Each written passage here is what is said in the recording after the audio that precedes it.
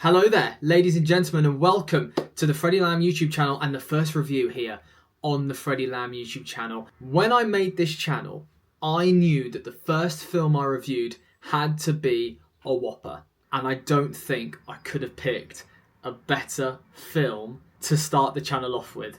Today, we are reviewing the brand new film, Obsession. Obsession is a brand new film made by the up-and-coming director-writer Curry Barker. I watched it yesterday and I've been gagging to make this video. There's a lot to talk about. So without further ado, let's get into it. So how I'm going to structure this is the first half of this video is going to be spoiler free. You're not going to have to worry, so sit back, relax. I'm not going to ruin anything about the film. No details. Don't you worry. I wouldn't want it spoiled for me either, so I'm not going to spoil it for you, okay? So you can watch this bit and relax, and if you've watched the film already, you can watch the whole thing, but don't worry, I will warn you when we're going to get into the spoiler stuff. But for now, let's get into the spoiler-free section of this review. I'm going to start off by saying a statement, and I feel like it's a perfect statement to say for the rest of this review. This is the most uncomfortable I have ever felt watching a film. I have never sweated more in a film, watching a film, than yesterday. The way that Curry Barker created that uncomfortable feeling and that tenseness throughout is in so many different elements of the film. I want to start off by talking about the way he structured the scenes. The way that you think that the scene's going to end and it just kept going. It made you feel so unsafe in that cinema, and you were just praying that this scene would end so you could at least have a breath, a sigh of relief of, okay, I'm safe now. But the thing is, in this film is you never feel safe. The directing of the film was brilliant. I'm going to get into a little bit more detail about that in the spoiler section of the video, so I'm not going to go into too much depth about it now. It's just a brilliantly directed film, and the way that he created that horror and unsettling feeling with just such clever shots is, it was just... Oh, it's so good to watch. Honestly, I'd love to be a director one day and write a film and direct it myself. It's a dream of mine. And watching stuff like this, you know, somebody who doesn't have all of the tools at his disposals and is working on a cheaper budget, and to make that sort of thing, you know, that's just inspirational, I think. You know, that's something about the film that I thought which was amazing and something I took away from straight away. Another thing that really grabbed me was the writing. The writing was so fresh. It didn't feel like it was wooden. It didn't feel like it was trudging through mud. I feel like a lot of horror movies can do that. It's more about what you see in the scares and not really about the script. And the story can sometimes be very simple. You get films like The Substance and films like Get Out and other Jordan Peele films, which the story is almost the centerpiece rather than the horror.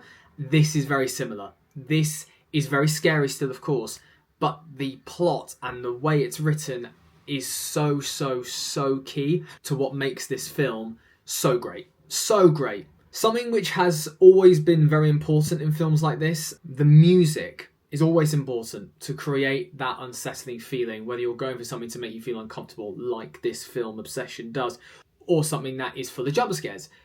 The music is very important.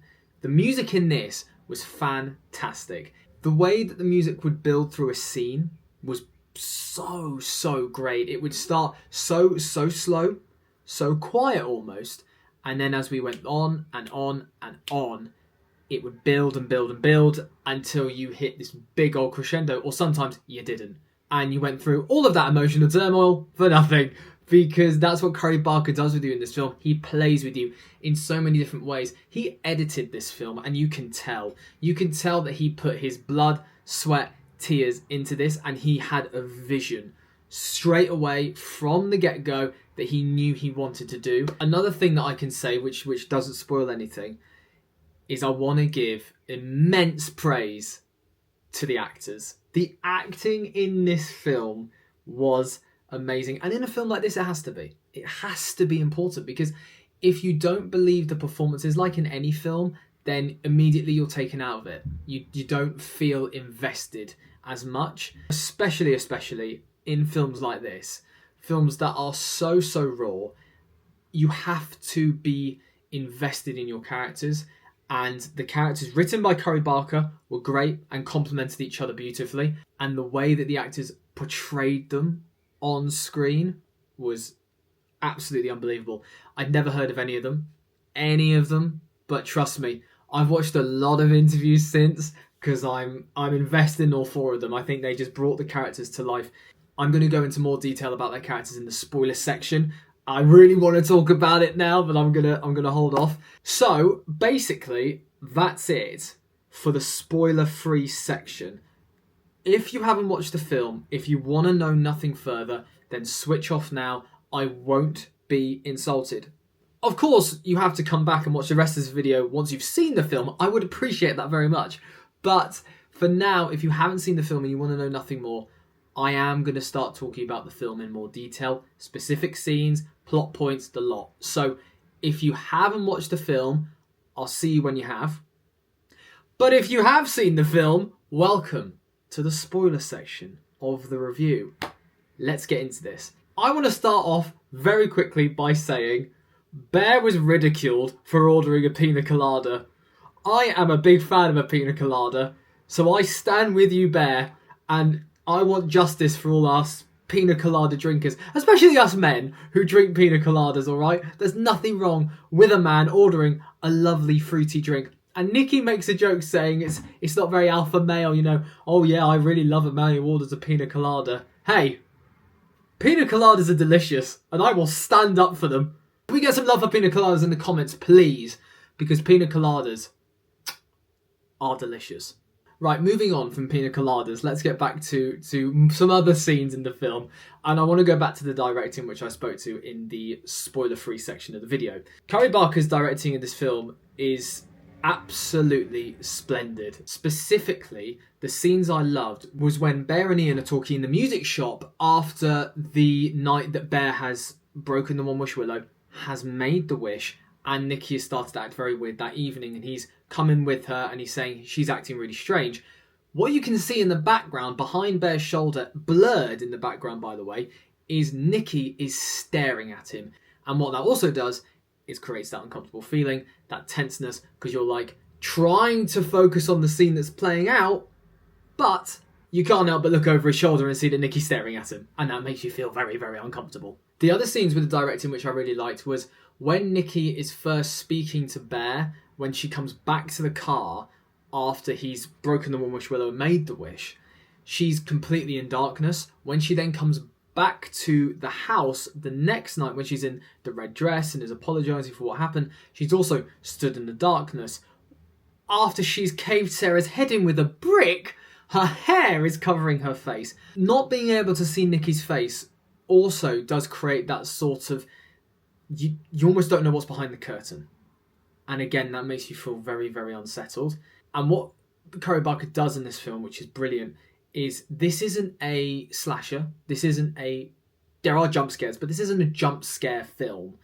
This is a film about tenseness and uncomfortableness and creating real fear.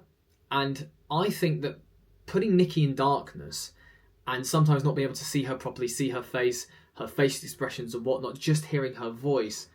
And what Indy does fantastically is the softness of points in Nikki's voice, in turn, creates that fear because you can't see her, but she's speaking so lightly and so sweetly, but you know there are unsweet intentions behind this and something sinister is happening.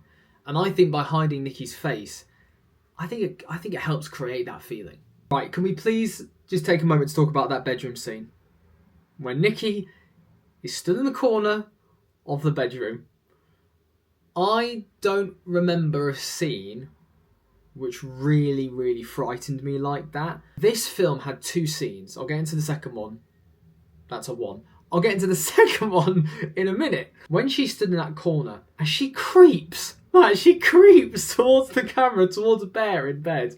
What on earth was that about, right? But it was brilliant. I mean, she didn't like run at him or anything. The creeping over was done so well. The body movement was just brilliant. And when she walked back really quickly into the corner and then started to cry, but then she screamed as she cried. But there was this this pain behind the screen, behind the tears, and almost you saw her face sort of change in the darkness. It looked like it changed. Almost I saw like an older woman sort of look in there. I don't know if that was done on purpose or if it was done at all. You know, she's screaming and everything, and then he tries to go back to sleep, and then all of a sudden, this is the other thing, I mentioned it in the spoiler-free section of the video, the long scenes. This was the first one. This scene went on, it felt like, for 20 minutes. I know it didn't, but it felt like it. Because what's brilliant is he goes back to sleep, or tries to, and there's that dead silence. And then she screams. She screams, and then he jumps up, and she's not in the room. And then she scuttles in with the flowers, puts them down, says they're for Sandy the cat, and then she goes back to sleep. And then you think the scene's over.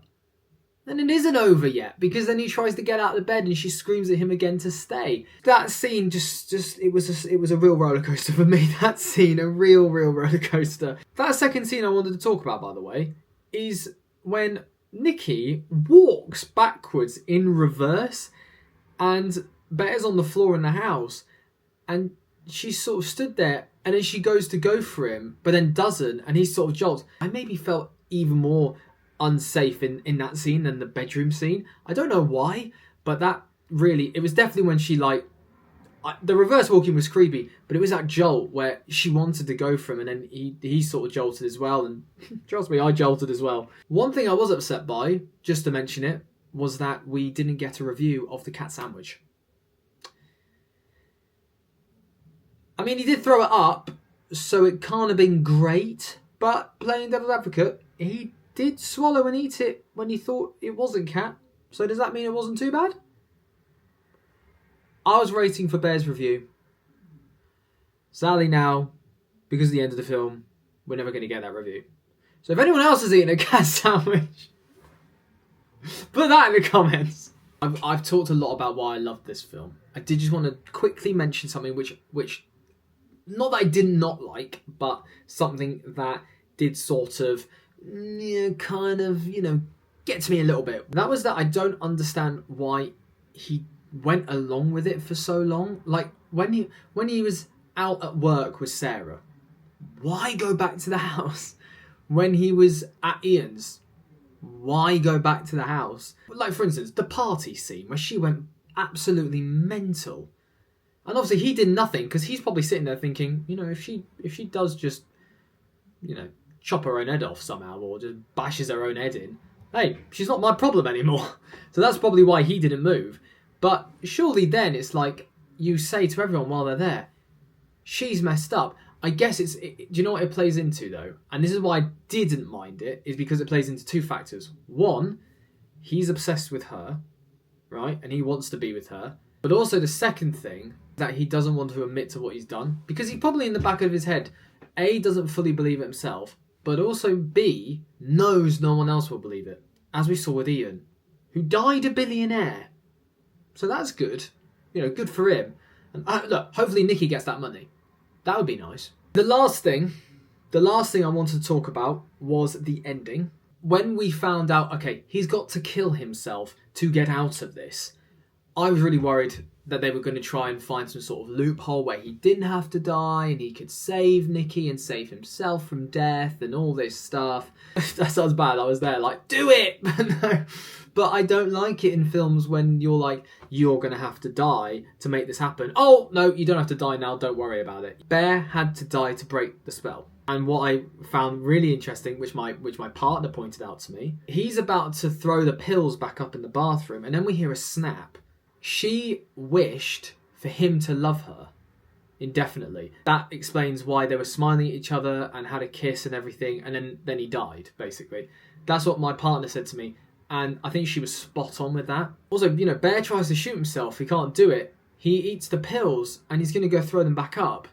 And it's only because she makes the wish for him that he goes through with dying. And that's a really interesting thing, that he was a coward. He couldn't save Nikki himself. Ultimately, he did by eating the pills, I know that, but he didn't. Nikki almost saved herself, when you think about it. If Nikki never makes that wish for Bear to love her as well, the way that she loves him, Bear throws those pills up, Nikki never comes out of her spell, and we keep going. So Nikki really is the hero here. She saves herself. Look, Bear's no hero. I think we can all agree with that, because Bear is the one who puts this wish out there and puts Nikki through absolute torment. He gets Sarah killed. He gets Ian killed. It's all because of Bear that this happens. That is the end of the review, but that's not the end of the video just yet, because I think it's time to take Obsession to the harsh rating scale.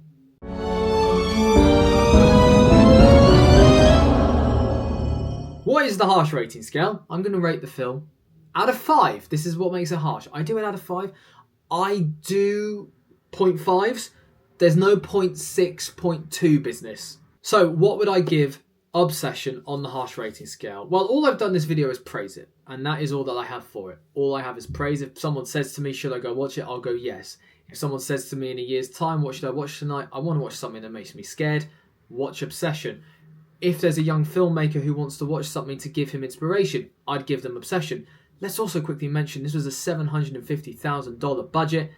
As I'm making this video, it's grossed over 15 million. Amazing. Curry Barker, you're a genius. Well done. You're getting, for Obsession, on the harsh rating scale, a 4.5 out of 5. That is a very high rating for the first film on this channel. What I do want to know is what you thought of Obsession. Leave it in the comments down below. Get involved. Let me know what you thought of it. Is there anything you disagreed with that I said?